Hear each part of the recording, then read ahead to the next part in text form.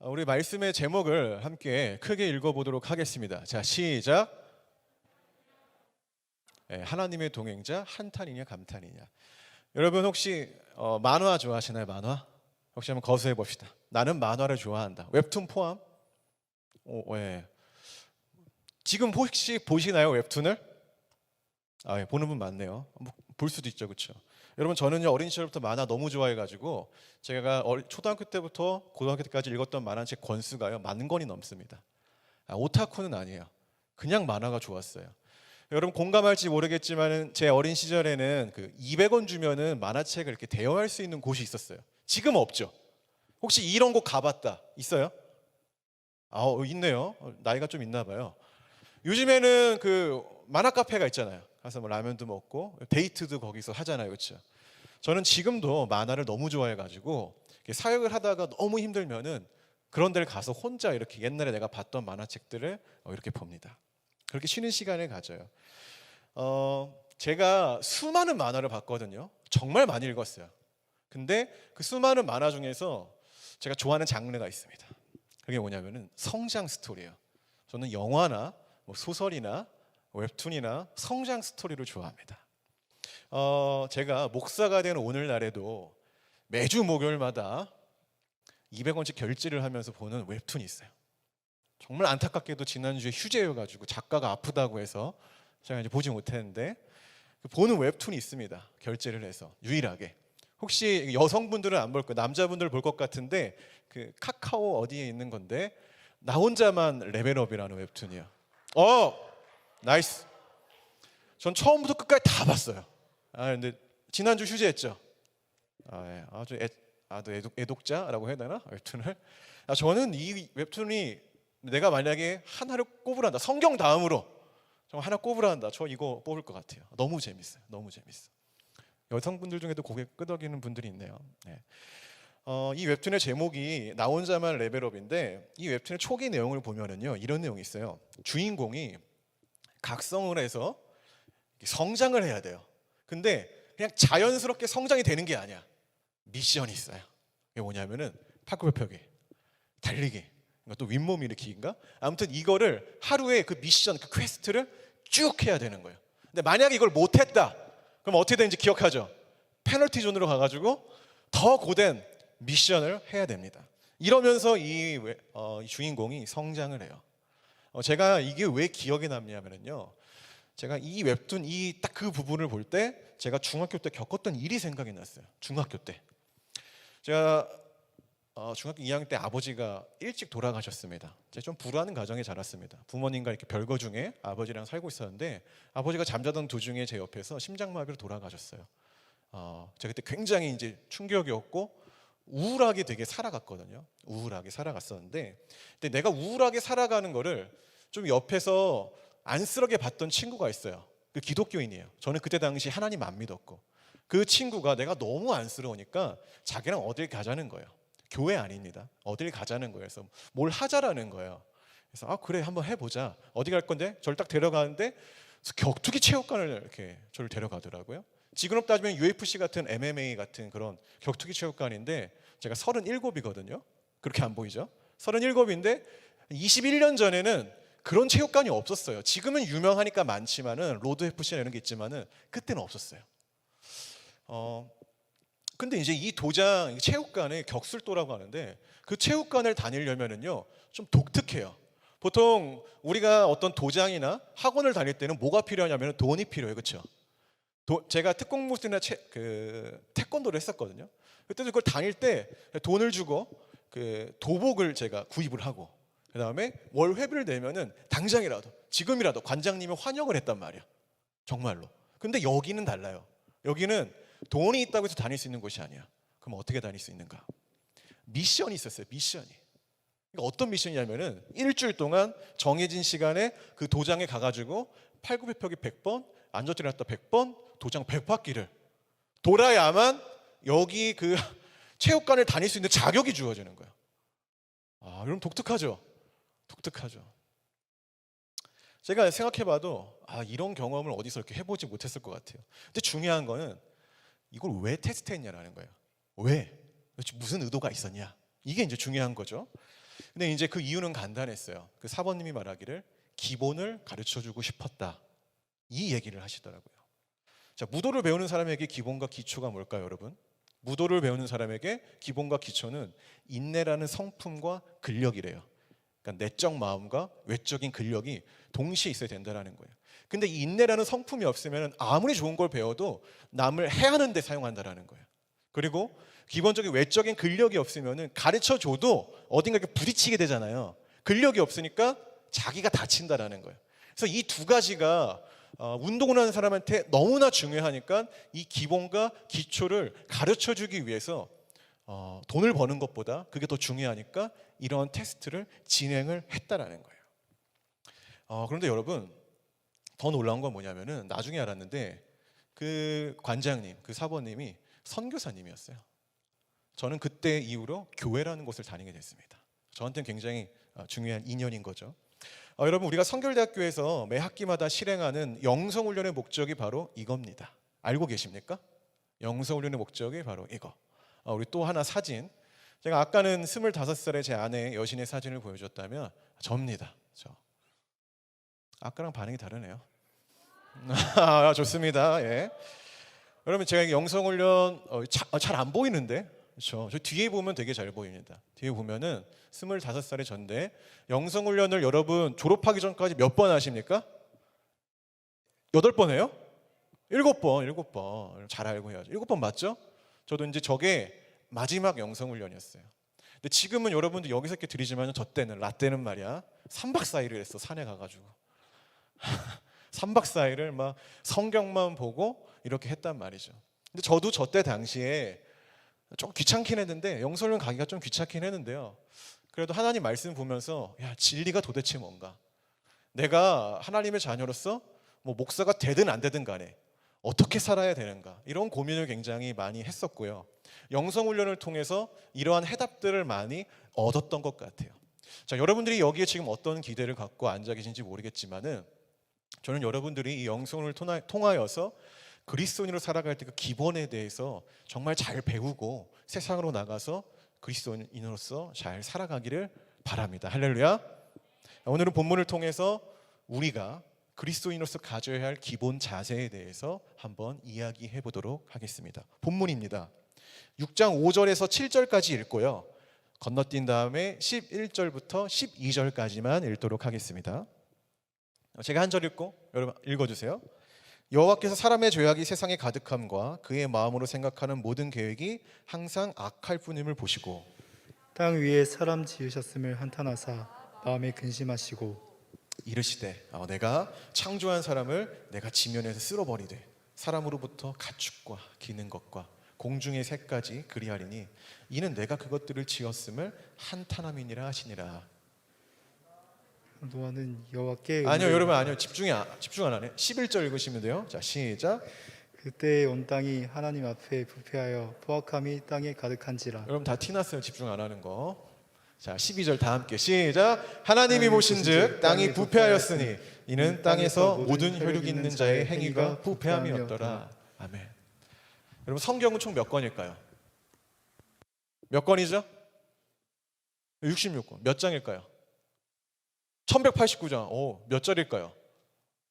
저도 몰라요. 한 3만 줄 좀 이상 되는 것 같아요. 근데 우리가 이렇게 성경이 굉장히 66권 있잖아요. 다 주옥과 같은 정말 귀한 진리의 메시지를 담고 있는 건데, 제가 이 중에서 66권 중에서 가장 많이 읽은 성경책은 창세기입니다. 여러분들은 어떤가요? 제가 어떤 의도로 왜요? 제가 어떤 의도를 가지고 창세기를 이렇게 가장 많이 읽었던 건 아닙니다. 우리가 매년 1월 네. 왜요? 왜 웃어요? 우리가 매년 1월이 되면 이제 다음 내용이 뭔지 알 것 같아서 웃는 거예요? 네, 매년 1월이 되면 이제 성경 통독을 하겠다고 거룩한 계획들을 세우는데 제가 할 때마다 맨날 실패를 했어요.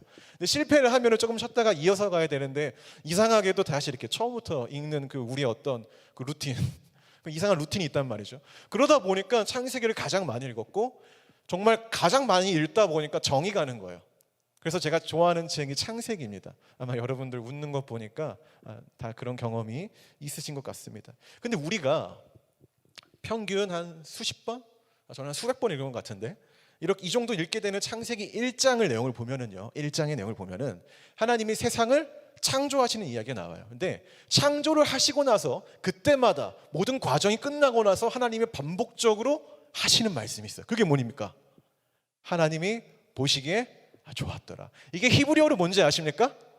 토브라고 하죠. 여러분 나중에 뭐 배우겠죠. 토브. 이 토브는 뭐냐면은 하나님이 세상을 창조하고 하나님 그 세상을 보시니까 이 세상에 너무 질서가 있고 너무 조화롭고 뷰티풀하고 광채가 나니까 그것을 보고 와 어메이징하다 이러면서 토브라고 말씀하시는 거예요. 하나님의 감탄이라는 거예요. 감탄.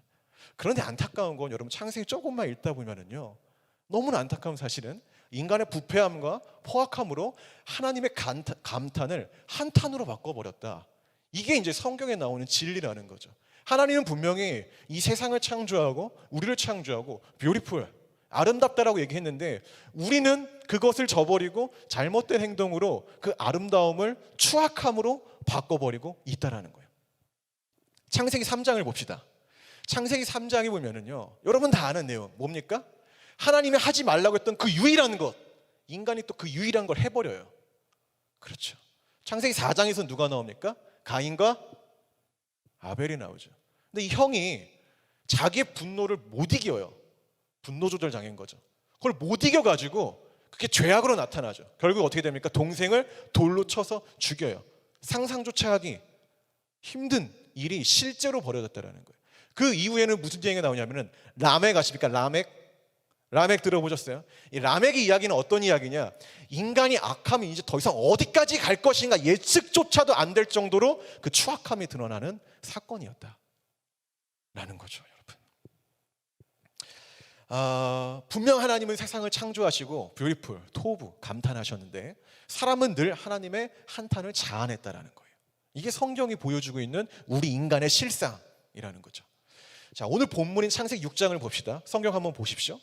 우리가 창세기 6장 아까 쭉 읽었는데 여기를 묵상하다 보면은요 우리가 멈칫거리다는가 흠칫거리는 부분이 있어요.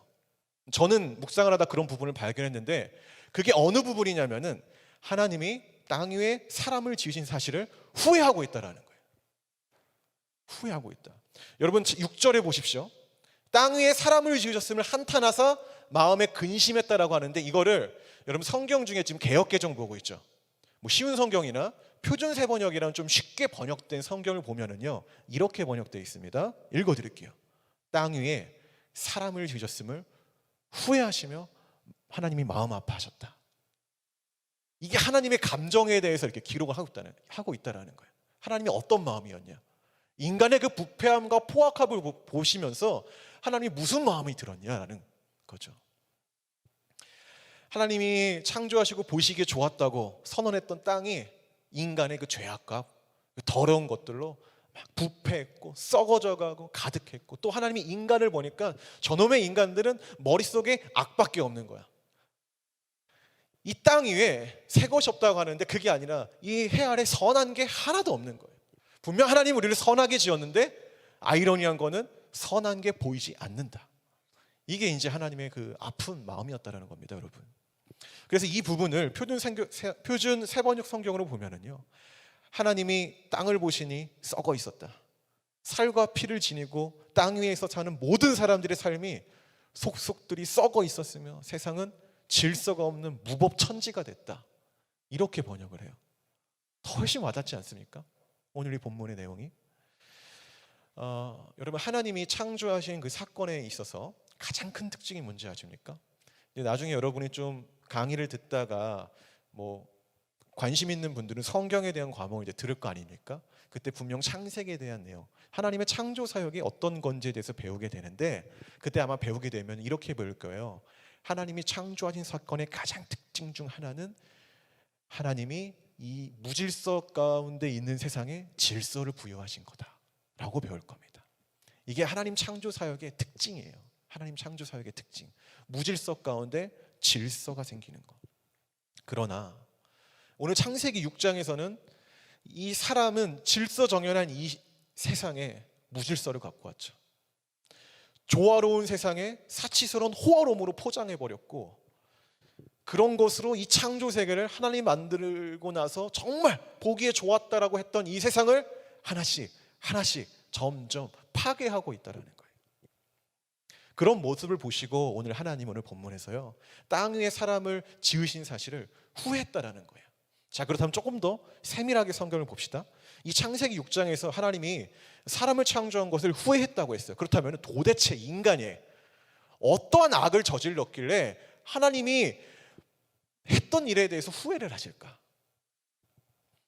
창세기를 심도 있게 연구한 학자들이 있어요. 제가 좋아하는 학자 존 윌튼, 고든 웨남, 또 빅터 해밀턴. 여러분이 나중에 공부할 때 성경을 더 자세히 공부하고 싶을 때 이런 사람들을 만나게 됩니다. 근데 이런 사람들이 이 부분에 대해서 자기들이 이렇게 이야기한 것들이 책에 있어요. 근데 그 책에 보면 뭐라고 나오냐면은 창세기 6장에서 이 기록된 사람들의 죄악들을 크게 이렇게 볼 수 있다. 그것은 성적 타락, 음란. 그리고 추가적으로 통치자들, 그러니까 가진 자가 가지지 못한 자를 막 빼앗고 폭행을 하며 그 폭력성, 인간의 인간다움을 잃어버린 도덕성의 부재라고 얘기를 해요. 하나님이 그걸 보시고 인간의 그런 추악함을 보고 후회했다라고 말을 합니다. 저도 거기서 동의를 해요. 여러분, 이게 정리를 하면 무슨 말이냐면은 결국 사람은요, 이 안에 있는 그 더러운 욕망과 욕정만을 채우며 살아갔던 거고, 하나님은 그런 인간을 보고 그 인간을 창조한 사실을 후회하고 계신다라는 거예요. 여러분, 충격적이지 않습니까? 그럼 우리 자신을 한번 봅시다. 여러분, 자기 자신을 보세요. 신학생 여러분, 우리 청년 여러분, 여러분들의 개인의 삶을 하나님이 이렇게 보실 때, 직접적으로 이렇게 보신다고 할 때 어떠겠습니까? 혹시나 하나님이 나의 삶을 보시고 후회하거나 아파하지 않으실까요? 한번 이렇게 생각해 보세요. 여러분 스스로 돌이켜 보라는 거예요. 이 말씀 앞에 한번 직면해 보자라는 거예요. 나는 과연 어떤가? 나는 내 안에 계신 하나님을 기쁘게 하는 것보다 내 안에 있는 그 욕망, 내 안에 있는 그 정욕, 막 이런 것들을 채우기 위해서 내가 아등바등하며 내가 살아가고 있지 않은가? 우리가 한번 돌아보자라는 겁니다. 여러분, 이 질문을 여러분이 아니라 설교자인 저에게 이렇게 한번 대입을 해봤어요. 적용을 했을 때 나는 과연 어떤가? 나는 과연 어떤가? 나는 이 질문 앞에 자신이 있는가? 이런 고민을 했을 때 저는 제 인생을 돌아보니까 저는 하나님의 보시기에 감탄보다는 정말 한탄을 자아내는 삶이 너무나 많았더라고요. 너무나 많았어요. 제가 이 말씀을 묵상하다가 너무나 많은 것들이 막 떠오르니까 회개할 수밖에 없는 거예요. 내가 이렇게 살았구나. 이게 너무 많아서 오늘 이 시간에 다 나눠드릴 수 없지만 그 중에 제가 목사로서 정말 지워버리고 싶은 그런 부끄러운 저의 그 죄악들을 한번 나열해드리겠습니다. 여러분, 저는 믿음의 1세대입니다. 혹시 여기 믿음의 1세대 있으신 분 있나요? 가족, 친척 아무도 예수를 믿지 않아. 근데 정말 은혜롭게 하나님이 나를 사랑해 주셔서 예수님을 믿게 된 사람 몇 명 있네요. 쉽지 않죠. 신앙생활 쉽지 않죠. 저도 그런 사람 중에 하나입니다. 저도 어느 누구도요, 제가 이 길을 가는 거 인정해 주지 않았어요. 친척들 모임에 가면은 그 눈빛 있어요. 그 말은 안 해요. 말은 안 하는데, 말하면 저한테 뭐라고 하면 내가 막 화를 내니까 말은 안 하지만, 제 성격에 더 넣어서 얘기는 하지만 그 눈빛이 있어요. 쟤 앞으로 어떻게 살려고 하나.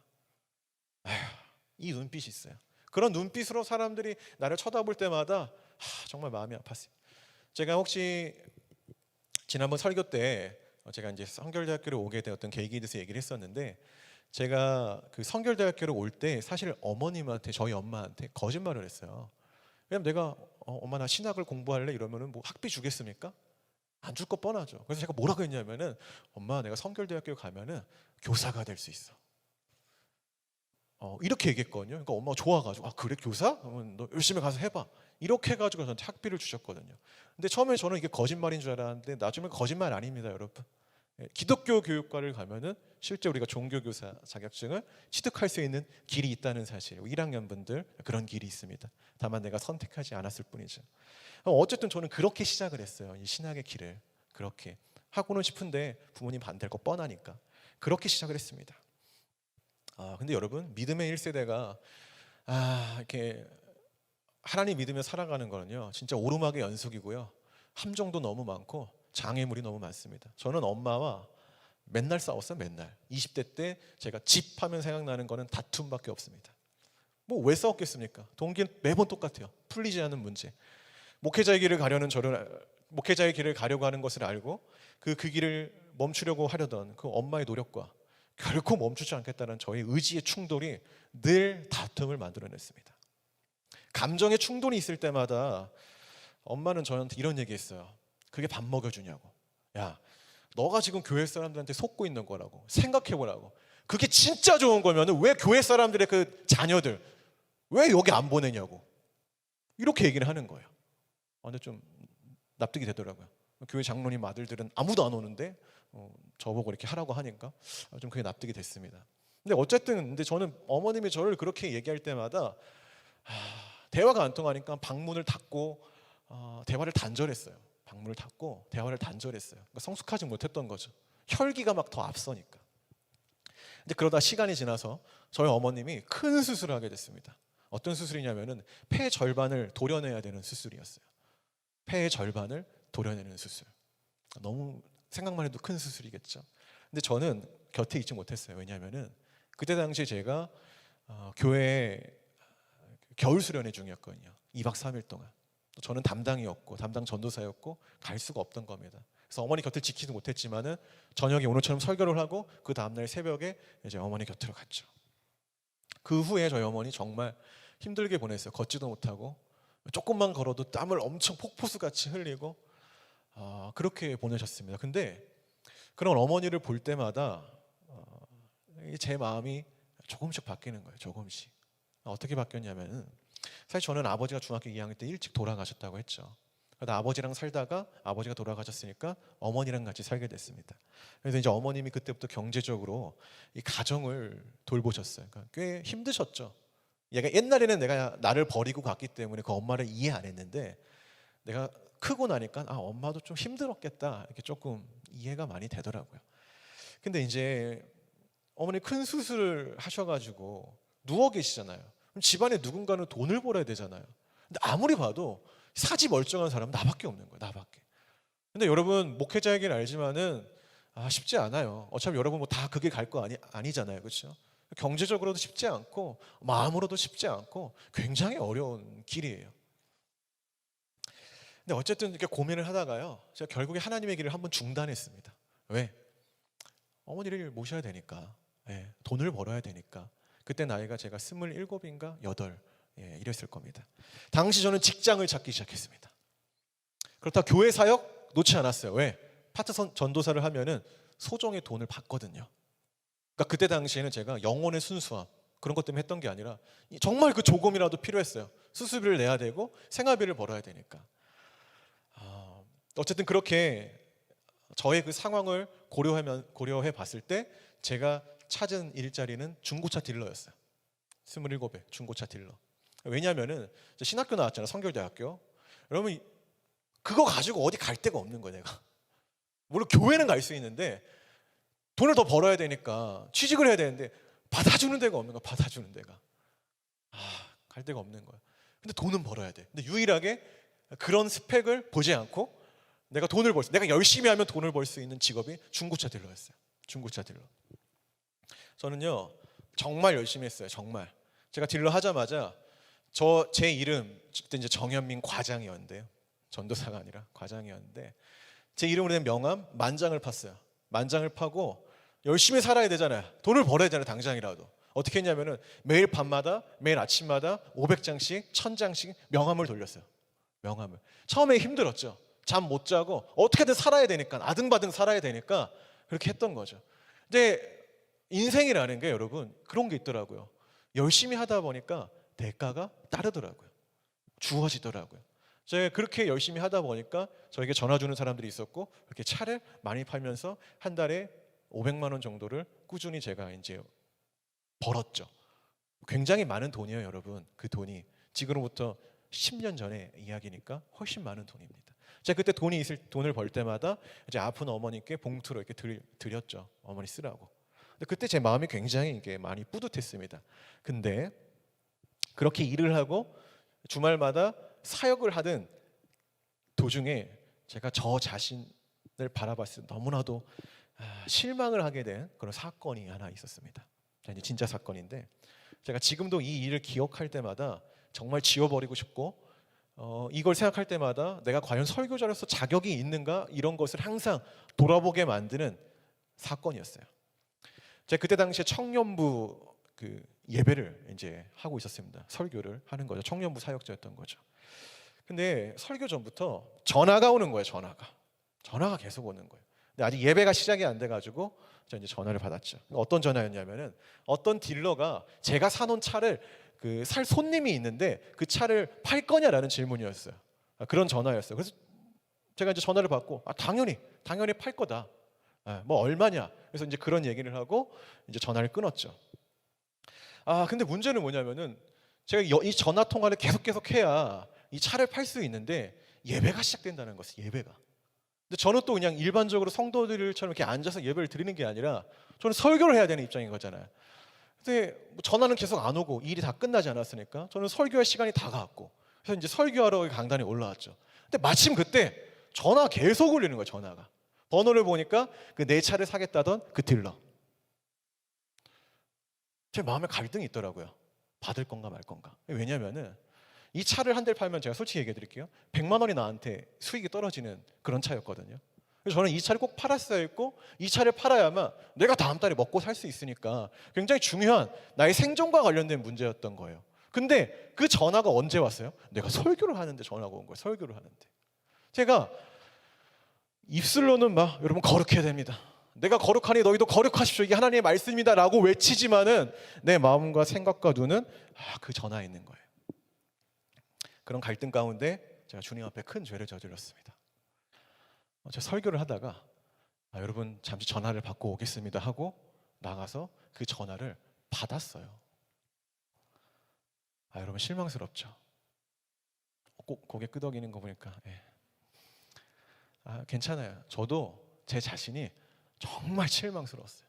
지금도 내가 그걸 기억할 때마다 하나님이 도대체 그런 나를 보고 무슨 마음을 가지셨을까, 이런 생각을 되게 많이 해요. 정말 한탄하셨겠지. 하나님이 나를 그렇게 하라고 부르셨고 그렇게 사역하라고 설교자의 이 단에 세운 게 아닌데, 내가 정말 그 하나님의 기대를 저버린 그런 막 쓰레기처럼 살고 있으니까 너무 이 마음이 속상한 거예요. 근데 놀라운 건 뭔지 아십니까? 그렇게까지 전화했는데 그 차가 안 팔렸어요. 여러분, 이 사건이 저에게 어떻게 다가왔냐면은, 하나님이 지금 내 신앙의 상태, 내 마음의 상태가 어떤 건지 이 사건을 통해서 미러링해서 보여줬어요. 너의 지금 상태가 바로 여기다 라고.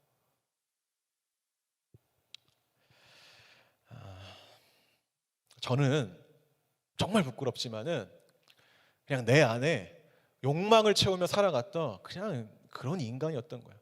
겉으로는 막 사역한다고 거룩한 척하고, 겉으로는 막 야 우리 주님이 정말 널 사랑하셔 이런 말을 하지만은 정작 나는 그 하나님의 사랑을 누리지 못했던 존재였다라는 거예요. 그냥 나는 그냥 더러운 그런 욕정 가운데 있는, 내 것을 채우려고 언제든지 쉽게 하나님을 버릴 수 있는 그냥 그저 그런 존재였다라는 겁니다. 제가 그때 정말 많이 회개했습니다, 여러분. 혹시 여러분들은 어떤가요? 저의 이 이야기를 들었을 때 여러분, 저만 쓰레기입니까? 나만 그래요? 나만 하나님 배신하고 언제든지 내 뜻대로 살아가는 그런 사람입니까, 여러분? 우리 주님 앞에 솔직해져 봅시다. 우리가 삶에서 얼마나 하나님의 한탄을 자아내며 사는지 여러분 스스로가 잘 알 겁니다. 다 알 거예요. 내가 남한테 감추고 있을 뿐이지 우리 하나님 앞에서 그걸 숨길 수 있다고 생각하십니까? 여러분 혼자 있을 때 하는 행동들, 그 은밀한 행동들 숨길 수 있다고 보십니까? 아니요. 우리가 주님 앞에 있으면은 그거 다 드러나게 돼 있습니다, 여러분. 다. 여러분, 우리는요 정말 그런 존재예요. 여러분 자신이 없죠? 여러분 하나님 앞에 음란함, 성적 타락 자신 있습니까? 남을 하대하는 교만함 없다고 자신 있어요? 없죠? 없죠. 저도 자신 없습니다. 저도. 양심의 손을 얹고 없다고 할 수 있겠어요? 여러분 하루에 24시간을 하나님을 위해서 단 1분도 내어드리지 않는 삶을 분명히 살고 있을 겁니다. 여러분 그것이 우리의 본질이고 본성이라는 거예요. 여러분 신앙이요, 이것을 인정하는 데서 출발해야 되는 거지. 이것을 여러분이 만약에 지금 인정하지 못하죠? 그럼 간단해요. 여러분 지금 예수님 믿는 거 아닙니다. 내가 지금 그러한 존재라는 사실을 인식하지 못한다는 것은 당신은 예수님 그 복음 앞에서 한 번도 나를 제대로 바라본 적이 없는 사람이에요. 근데 우리가 십자가와 부활 앞에 서게 되면은 이게 분명히 보입니다. 분명히 드러나게 돼 있어요, 여러분. 2015년도에 흥사단 윤리 투명사회 운동본부에서 충격적인 통계 자료를 발표한 적이 있습니다. 지금부터 6년 전인데 제가 그때 청소년 사역을 하고 있을 때였어요. 근데 이 통계 자료를 보고 너무나 충격을 받았어요. 그게 뭐냐면은 여러분 들어봤을 거예요. 당시 초, 중고 1만 1000명을 대상으로 설문조사를 시행했습니다. 설문조사의 내용은 이거였어요. 만약 10억 원이 생긴다면 잘못을 하고 1년 정도 감옥에 들어가도 괜찮은가? 이거 한번 들어보셨습니까? 괜찮은가? 어떻게 나온지 아세요? 초등학생 17%, 중학생 39%, 고등학생 59%가 기꺼이 그럴 수 있다. 예, 선택을 했다는 거예요. 자, 여러분, 제가 2015년도의 통계를 갖고 그 시절을 이야기하고 싶은 게 아니에요. 그때 그 청소년들이 여러분들과 같은 청년이 됐습니다. 자, 우리 청년 여러분, 솔직해져 봅시다. 지금 이것이 단순한 설문이 아니라 실제로 나에게 그렇게 주어진다면 여러분, 이 제안 앞에서 하나님이 창조하신 그 인간다움을 지켜낼 자신이 있으십니까? 아멘이 없네. 지켜낼 자신이 있겠습니까? 없어요, 여러분? 다 10억 원을 선택할 겁니까?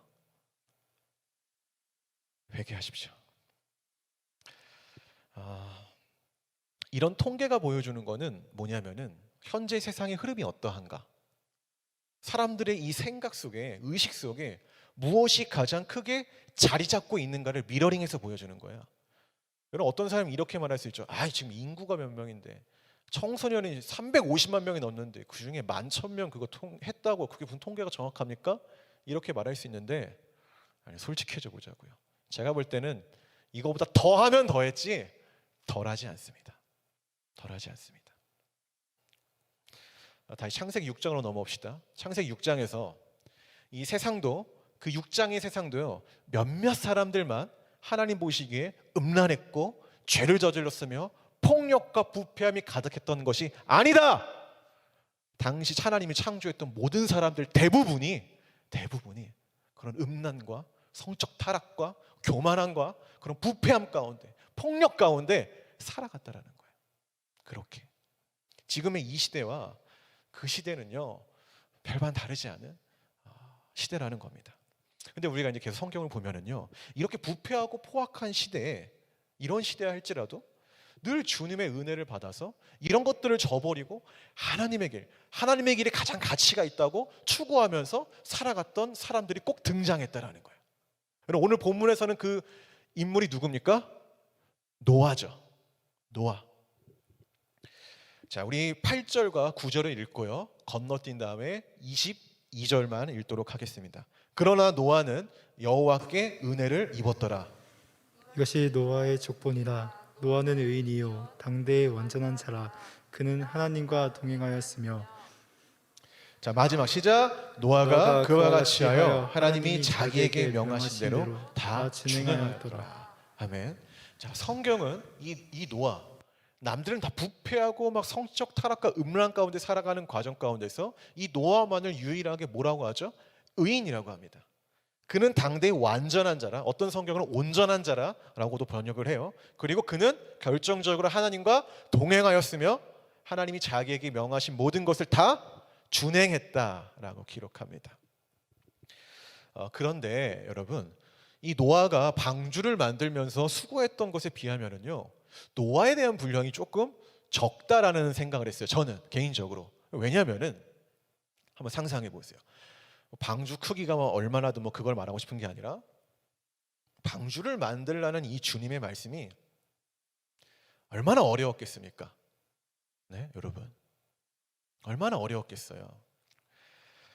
노아가 하나님 말씀을 따라 행하다가 그 말씀을 순종하기 위해서 얼마나 많은 땀과 눈물을 흘렸을까요? 땀과 눈물만 흘렸을까요? 피도 났을걸요? 다치고 그랬을걸요? 분명히 상상을 한다면은. 그리고 얼마나 많은 사람들에게 조롱을 받았겠습니까? 특이한 사람이잖아요. 세상 사람들은 자기의 마음을 채우고 살아가는데 오직 이 사람만이 그런 인생을 안 사는 거예요. 사람들이 보면은 야, 니 뭐하냐? 야, 너는 무슨 삶이 그래? 이러면서 얼마나 이렇게 조롱을 했을까요? 그런데 애석하게도 성경은요, 그런 과정에 대해서는 침묵을 한다는 거예요. 그러니까 우리의 몫인 거죠. 우리가 묵상을 하면서 야, 노아가 어땠을까? 남들은 다 부패함과 음란함과 이런 것 가운데 막 술 취하고 방탕하고 이렇게 살아가는 과정 가운데 유일하게 그걸 행하지 않은 그 노아, 그 마음이 어땠을까? 그 공동체에 들어갈 수 있었을까? 아니요. 굉장히 외로웠을걸요. 하나님의 말씀을 따라 살면서 굉장히 외로웠을 거예요. 제가 볼 때는. 저는 지금도 외롭거든요. 지금도 여러분 그렇잖아요. 이 세상에서 하나님 말씀을 따라 산다고 하면은요, 굉장히 외로워져요. 굉장히. 공감하는지 모르겠습니다. 그리고 그 과정에 대해서는 침묵을 하지만은 마지막 22절에 이렇게 증거합니다. 마지막으로 한번 같이 읽어봅시다. 자, 시작. 노아가 그와 같이 하여 하나님이 자기에게 명하신 대로 다 준행하였더라. 노아가 어떤 마음으로 하나님의 말씀을 살았는지 자세한 설명은 없지만은 그럼에도 저는 이 짧은 문장에서 당시 노아가 어떤 마음으로 하나님을 따라 살았는지, 어떻게 살았는지를 다 설명해 주는 것 같아요. 상상이 돼요. 상상이 돼요. 그리고 이 문장이 너무 은혜였어요. 너무. 왜 그러냐면은 여러분, 우리가 수많은 예배에서, 수많은 찬양에서 은혜를 입었다 하면 뭐 합니까? 순종하지 않을 건데. 아무리 우리가 은혜를 입고 우리가 의인이라고 칭함을 받으면 뭐 합니까? 결국 나가서는 하나님 말씀대로 안 살 거잖아요. 그 의미가 없는 거예요. 굉장히 의미가 없는 거라고요. 여러분이 생각해도 비논리적이잖아요. 근데 우리가 그 비논리적인 인생을 살고 있다고요. 제가 이 22절을, 이 마지막 내용을 묵상하면서 제가 자체적으로 한번 번역을 해봤어요. 근데 저는 만약에 노아의 인생을 보고 제가 성경을 기록한다고 하면 이렇게 기록할 것 같아요. 방주를 지으려고 나무를 운반하다가 다리를 다쳐도 그 모습을 보고 사람들이 헛짓거리 한다고 조롱할지라도 그는 결국 하나님 말씀대로 다 했다. 그런데 우리가 이 부분에서 조금 생각을 전환시켜 봅시다. 만약에, 정말 만약에, 성경엔 그렇게 기록이 안 돼 있어요. 만약에 노아가 정말 하나님 말씀에 따라 순종을 했어. 방주 만들려고 해가지고 진짜 자기 인생 바쳐가지고 방주 만들었단 말이야. 정말 최선을 다했단 말이야. 그런데 완성을 못했어요. 완성을 못했어. 성경은 완성을 했지만 가정이 모자라는 거. 완성 못했어. 인생 다 바쳤는데 완성을 못했어. 그럼 하나님 뭐라고 평가할까요? 야, 너 그것도 못했어? 너는 의인이 아니라 죄인이야. 이렇게 평가했을까요? 아니요. 우리 하나님이 그런 분이십니까? 결코 아니라는 거예요. 여러분, 하나님이 노아가 방주를 완성했기 때문에 그가 의인이다, 그가 온전한 자다, 하나님의 동행자다, 그 결과만 보고 얘기한 게 결코 아니라는 거예요. 결코 아니라는 거예요. 우리 하나님이 그런 분이 아니라는 거예요. 이 땅이 부패하고 자기의 그 욕정만을 추구하는 그 세상의 흐름 가운데 유일하게 이 노아만이 하나님 말씀에 순종해야 하는 그 과정, 그 시작을 보시고 그 마음을 보시고 하나님이 하신 평가라는 겁니다. 이게 굉장히 중요한 관점이에요, 여러분. 설교의 마지막을 저의 이야기를 나눔으로 이제 해보려고 합니다. 제 인생에서 제가 계속 안 좋은 얘기만 했잖아요. 실패한 얘기만 했는데 인생에서 가장 잘하는 거 두 가지를 택하라고 한다면은 저는 이걸 택하겠어요. 하나는 제가 29살에 제가 이제 청소년 캠프 단체, 그 개척교회 청소년들 섬기는 두레아띠라는 그 단체를 만들어서 대표를 하고 있는데 그거를 만든 것과 또 하나는 내가 하나님 앞에 33살에 교회를 세우겠다고 기도를 하고 그 33살 12월생이거든요. 그 12월 달에 저희 집 2평짜리 거실에서 교회를 시작한 거. 제가 이거 두 개만큼은 그래도 하나님 보기에 야, 너 좀 괜찮다, 너 좀 잘했다, 이런 하나님의 감탄을 자아내는 일이 아닌가, 이렇게 두 개를 손 뽑을 수 있을 것 같아요. 그런데 제가 이 두 가지 일을 처음에 시작할 때 저에게 나타났던 똑같은 현상이 있어요. 그게 뭐냐면은 제 주변 사람들이 다 말렸다라는 거예요. 다 말렸어요. 다. 근데 더 놀라운 거는 하나님을 믿지 않는 사람들이 말리면 그래 너는 하나님 모르니까 그럴 수 있지라고 여길 텐데, 하나님 믿는 사람들이 내가 하나님의 일을 하겠다고 하니까 다 말렸어요. 아이러니하지 않습니까? 그게 우리의 지금 현실인 거죠. 제가 작은 교회 청소년 캠프 단체를 만들 때 29살이었는데 방배동에 사거리에 스타벅스가 있습니다. 그 스타벅스에서 커피 한 잔을 시켜놓고 내가 이 하나님 나라를 위해 뭘 할 수 있을까 고민하다가 커피를 마시는 순간 주님이 저에게 너 이거 했으면 좋겠다라고 말씀하셨던 거예요. 그래서 내가 아무것도 없을 때 이걸 해야겠다라고 했던 겁니다. 근데 제가 이 캠프 단체를 처음 시작할 때 제 주변에서요, 요즘 캠프 사역 안 된다고, 그거 망한다고, 그거 시작하면 빚만 생긴다고 하면서, 실제로 어떤 목사님이 그거 그렇게 했는데 빚만 생겨가지고 지금 노가다판에서 맨날 일을 일용직하며 살고 있다, 이렇게 얘기하는 거예요. 그러니까 어떤 목사님이 마음이 앞서서 캠프 사역을 저보다 앞서서 했는데 올인했다가 결국 빚만 생겨가지고 노가다판에서 힘들게 일하고 있다면서, 그 말은 뭐예요? 너도 그렇게 될 수 있다, 암묵적으로 저를 경고를 하더라고요. 근데 이거를 막 윽박지르면서 야 그거 안 돼, 이게 아니라 굉장히 부드러운 그런 말투로 나를 위하는 건지 지혜의 잘남을 나에게 표현하는 건지 정말 구분이 안 될 정도로 그렇게 이야기를 했었어요. 뭐라고 말로 표현하기 좀 어려운데 그런 느낌이 있어요. 말투는 되게 나긋나긋하고 좋은 것 같은데 잘 들어보면 결코 내용은 그런 게 아닌 것 같은 이런 거였습니다. 아무런 그런 비판과 판단의 소리가 제가 하나님의 일을 처음 하겠다고 할 때 많이 들렸어요. 근데 제가 33살에 교회를 세우겠다고 할 때요, 저한테 이랬어요. 무조건 필패다, 무조건 망한다, 너는 교회를 세우면은 요즘 같은 시대에 사람들 안 된다 나 이렇게 얘기를 했어요. 그래서 생각해 보라는 거예요. 왜냐하면은 저는 또 백도 없어요. 저는 가정에서 뭐 밀어주지도 않고 돈도 없고 아무것도 없어요. 그냥 나 혼자 홀로서기를 해야 되는 거야. 그냥 무릎 꿇고 그냥 기도해야 되는 거예요. 그러니까 사람들이 더 말렸던 것 같아요. 야 도와주는 분이 없잖아, 가족이 같이 할 수 있는 것도 아니고 혼자 해야 되잖아, 이런 상황이니까 사람들이 다 말렸어요, 다. 하지만 그 당시에 제가 이런 이야기를 들으면서 마음 가운데 들었던 마음이 뭔지 아십니까? 요건 조금 멋져요. 어떤 내용이냐면은, 만약에 내가 하나님의 일이 잘 된다고 하면 하고 안 된다고 하면 안 할 건가? 나에게 하나님의 존재가 잘 되면 따르고 안 된다면 따르지 않는, 고작 그 정도인가? 이런 생각을 했어요. 복음은 절대 그런 게 아니다. 그러면 하나님이 여러분 믿을 것 같아서 누군가를 통해서 복음을 듣게 하셨나요? 그거 아니에요. 그거 아니죠. 우리는 복음을 전할 때 저 사람이 들을 것 같아서 전하는 것도 아니고 안 들을 것 같으니까 안 전하는 것도 아니에요. 그럼 그거 왜 전합니까? 하나님이 말씀하셨으니까. 이 시대에 그게 필요하고 하나님이 말씀하신 거기 때문에 주님 나라를 위한 것이기 때문에 하는 거죠. 여러분 그렇지 않습니까? 여러분 잘 된다고 주님의 일을 합니까? 그럼 여기 왜 옵니까? 다른 걸 배워야죠. 주님의 길은 그런 게 아닙니다. 이거는 뭐 목회자뿐만 아니라 신앙인들 다 동일한 거예요. 다 동일한 거. 우리는 잘 된다고 그 하나님을 따르는 게 아니에요. 그래서 따르는 게 아닙니다. 제가 무슨 호사를 누리려고 사람들에게 알려지고 성공한 인생을 살고 싶어서 교회를 세우고 선교단체를 세우는 게 절대 아니다라는 것을 항상 이 마음에 품고 있다라는 거죠. 근데 저는요, 그리고 아까 그 실패의 사례를 들었던 그 어떤 목사님, 다음 세대를 위해서 캠프를 시작했는데 결국 빚만 생겨가지고 노가다판을 돌아다니는 그 목사님, 저는 그분 실패했다고 여기지 않아요. 저는 절대로 그렇게 여기지 않아요. 누군가 나한테 그런 목사님이 있는데 그런 실패했다라고 평가한다면요, 저 너무 화가 날 것 같아요. 여러분, 하나님 나라를 위해 열심히 사역하다가 잘 되지 않아서 그런 인생을 사는 건 결코 실패가 아닙니다. 결코 실패가 아니에요. 오히려 하나님은 그런 분의 인생을 보시고 감탄하셨을 것 같아요. 제가 볼 때는. 물론 제가 미천한 제가 하나님의 그 마음을 다 대변할 수 없지만은, 제가 제정신을 갖고 성경을 하나하나 묵상했을 때 우리 하나님 그런 분이 결코 아니라는 거예요. 믿으십니까?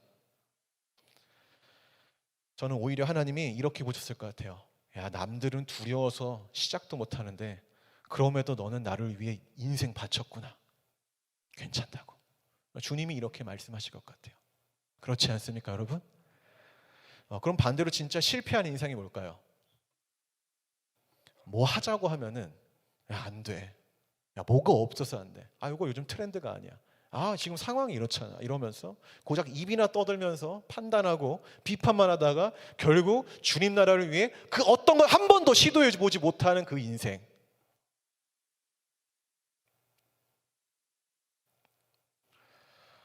여러분, 우리 사랑하는 우리 후배 여러분, 결코 그런 저급한 사람들이 되지 마십시오. 할렐루야. 두려워서 포기한다든지, 누가 하나님의 일을 하는데 옆에서 입만 떠들면서 비판한다든지 그러지 마십시오. 자기를 바라보십시오. 나는 과연 어떠한가? 주님 말씀 앞에서. 여러분, 하나님의 일을 하는데 실패 두려워하지 마십시오. 주님이 보는 거는 성공 실패 그런 거 아닙니다. 노아가 방주를 완성시키지 못했어도 하나님은 노아를 보고 그 순종한 노아를 보고 분명 너는 의인이다라고 이야기했을 거예요. 분명히. 순종이 제사보다 나으니까. 여러분, 오히려 하나님을 믿으면서 아무것도 하지 않는 것을 두려워하시기 바랍니다. 그걸 더 두려워하셔야 돼요. 내가 그냥 머무는 것, 그러면서 나 너무 좋아 이렇게 살아가는 것, 그걸 두려워하십시오. 저희 교회 잠깐 이야기를 하면은, 저희 교회는 평균 나이가 26.5세입니다. 제가 37인데 제가 나이를 많이 깎아 먹었죠. 26.5세. 정말 어리지 않습니까? 다 여러분 또래들만 있어요. 그렇기 때문에 가난합니다. 아니, 현실을 얘기하는 거예요. 가난해요. 네. 이 청년들이, 저희 교회는요, 청년들이 다 재정 관리를 해요. 청년들이 재정 관리를 하고 한 달에 한 번씩 우리가 교회 돈을 어디에 썼는지 보고를 하고 청년들이 거기에 대해서 건의를 하면서 모든 것을 이렇게 다 청년 중심으로 이렇게 보내고 있습니다. 이렇게 세워지는 교회예요. 근데 제가 교회에 저희가 이 재정복을 할 때마다 항상 느끼는 건 뭐냐면은, 야, 우리 교회는 내일 당장 문 닫아도 이상하지 않다라는 거예요. 우리 청년들이 다 이해해요. 이상하지 않다. 근데 그럼에도 저희 교회가요, 정말 자랑하는 건데 뚜렷하게 갖고 있는 정신이 하나 있어요. 이거를 지난 연도 사무연회 때 우리 청년들끼리, 자, 이제 우리 교회를 어떻게 운영할 건가 이렇게 놓고 이야기를 할 때 제가 이 이야기를 했는데 우리 청년들이 만장일치로 동의해 준 거예요. 이겁니다. 우리 교회가 비록 물질이 없지만 그럼에도 선교사를 후원하고 복음을 전하며 그렇게 주님 말씀에 순종하다가 교회를 문 닫게 되는 순간이 오면은 영광으로 여기자. 그러나 우리가 돈이 없다고, 시간이 없다고 게을러서 아무것도 안 하고 가만히 있다가 힘들어져 가지고 교회 문을 닫게 된다면, 간판을 내리게 된다면 그거 명백하게 실패다. 우린 패배자다. 하지만 힘들고 어려워도 복음을 전하다가 주님 말씀 순종하다 월세 낼 돈이 없어서, 전기세 낼 돈이 없어서 교회 문을 닫게 되어 우리가 뿔뿔이 흩어지게 된다면, 물론 인간적으로는 너무너무 슬프겠지만 이 공동체가 흩어진다면은, 고작 그 물질 때문에 우리가 흩어진다면은 너무너무 슬프겠지만은 성공으로 간주하자. 세상은 그런 우리를 보고 실패했다 여기겠지만 주님은 결코 그런 우리를 보고 그렇게 여기지 않으실 거다. 이게 저희 교회가 갖고 있는 정신입니다. 그래서 저희 교회는 사실 없어져도 이상하지 않아요. 여러분, 제가 왜 이런 걸 강력하게 이야기하냐면요, 어떤 상황이든 간에 우리가 주의 말씀에 순종한다면은 결과와 상관없이 하나님은 그것을 보시고 기뻐하신다라는 거예요. 그런 사람을 보고 하나님이 감탄하시는 거예요. 그런데 하나님의 그 한탄을 자아내는 그리스도의 인생이 어떤 인생이냐면은, 분명히 주님의 말씀 우리가 들었는데 아무것도 안 하는 거예요. 오히려 자기 잘난 맛에 죄악 가운데 살고 음란 가운데 사는 거죠. 하나님은 분명히 그런 사람을 보시고 한탄을 하시며 마음 아파하신다는 겁니다. 여러분, 어떤 사람이 되겠습니까? 각자의 그 질문을 마음속에 새겨두고 결정하시기 바랍니다.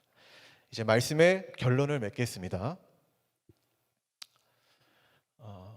저는 꿈이 있습니다. 네, 저도 알아요. 제가 여기 이렇게 있을 만큼 유명한 사람이 아닙니다. 어떻게 보면 듣보잡 목사일 수도 있고 유명하지 않아요. 영향력이 없어요. 그런데 제가 꿈이 있어요. 꿈이. 저는 그 꿈이 계속적으로 저를 인도하고 있다고 생각합니다. 저의 꿈이 뭐냐면은, 하나님 나라를 위해 헌신하겠다고 하는 주의 청년들이 일어나는 꿈. 저는 부흥을 소망합니다. 근데 제가 어디 가서 이 부흥 얘기를 하죠. 목사님들한테도 안 된다라는 거예요. 자꾸 안 된대요. 요즘 시대에 뭐 코로나다 뭐다 안 된대요. 근데 그때마다 눈물이 나는 거예요. 그럼 제가 생각하는 부흥은요, 욕망을 따르는 자들이 복음으로 인하여 그게 전부가 아니었구나, 나는 그게 나를 정말 기뻐하는 거고 나의 마음을 채우는 것이라고 생각했는데 더한 게 있었어. 복음이라는 영원한 것이 있었어. 예수의 십자가와 부활이라는 것이 있었어. 그걸 발견하게 되는 거예요. 여러분, 저는 그게 부흥이라고 생각합니다. 그러면서 내가 죄인임을 깨닫게 되는 거예요. 우리 얼마나 하나님 앞에 죄인입니까, 여러분? 그래서 내가 십자가 앞에 다시는 음란하지 않고 내가 향락을 추구하지 않으며 내가 신실하게 살아가겠다. 그게 부흥 아니겠습니까? 하나님 너무 원하실 것 같아요.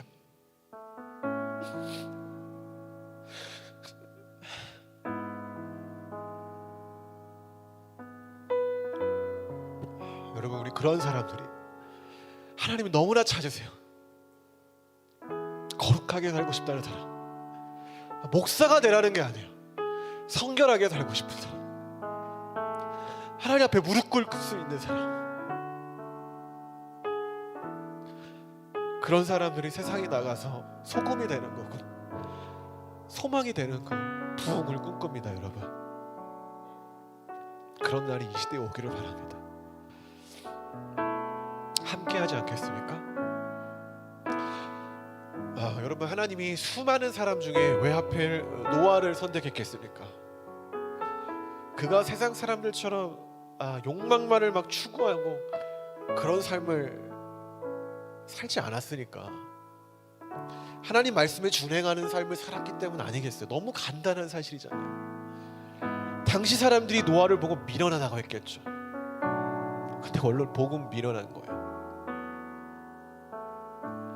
그런데 하나님은 그런 노아를 향해 이렇게 말씀하셨습니다. 그는 의로운 자다. 여러분, 노아가 걸었던 의로운 길, 그러나 외로운 길을 주님과 함께 걸어보지 않겠습니까?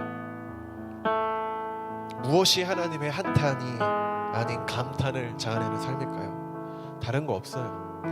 결국 주님 말씀에 순종하는 것, 그게 전부입니다. 첫 번째 예배에서 아나니아의 이야기처럼, 오늘 노아의 모습처럼 주님 음성에 따라 사는 것, 그게 여러분 우리 삶의 최고의 가치가 되면 안 되겠습니까? 그 마음이 우리가 평생을 살면서 가져야 할 그리스도인의 기본인 거예요. 그것을 놓치는 순간